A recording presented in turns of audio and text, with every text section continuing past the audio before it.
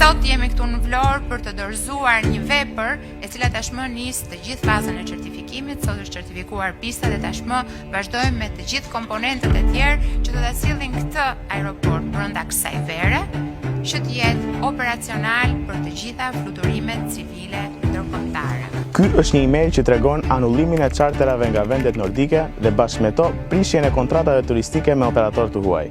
Turizmi, kali i ngordur i qeverisë 14 vjeçare, lëndohet ende pa nisur sezoni turistik, duke përjashtuar së pari turistët me shpenzime të larta.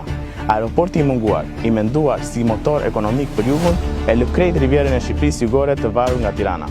Kjo do të thotë refuzimi i investimeve të huaja dhe mungesë e qarkullimit të paras në sezonin veror. Në një kohë kur udhtimi për oazët turistike të Vlorës me thuajse një ditë kohë nga Tirana, vende si Greqia apo Kroacia mbeten alternativa perfekte për turistët.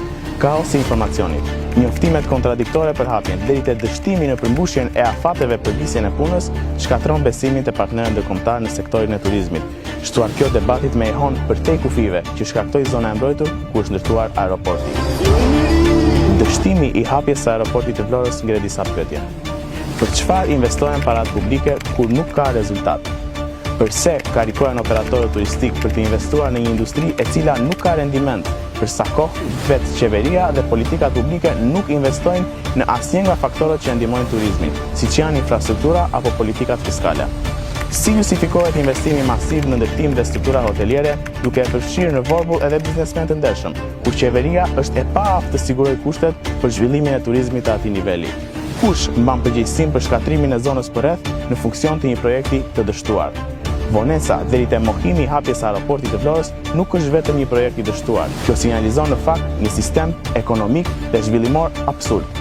Shqipëria dhe veçanërisht Vlora është duke u falur sot një modeli zhvillimor që shtetet e tjera e kanë përfunduar më shumë se 70 vite më parë. Sektori të ndërtimit dhe investimeve vetëm në ndërtim apo struktura hoteliere dhe turistike.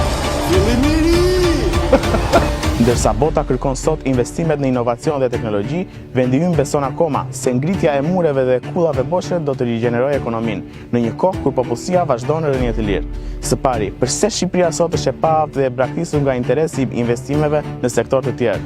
Këtë e shpjegon trekëndshik faktorëve ndikues në ekonomi: infrastruktura, madhësia e tregut dhe niveli i korrupsionit. Rralla e aeroportit të Vlorës zbuloi për të disajtën herë paaftësinë dashakeqe të një qeverisje qesharake deri në absurd. Në një shtet pa investime në rrugë, në transport, në prodhim, në teknologji, kërkohen të ngrihen kulla prej ajrit. Kjo do thotë se bashkë me lumin e parasë së zezë që po hyn masivisht në Shqipëri, shpejt dhe investitorë dhe biznesmen të ndershëm do të jenë kurban të kaosit ku kanë investuar. Jemi tërësisht në situatën e atyre vendeve të botës tretë, pastaj çfarë problemi ka?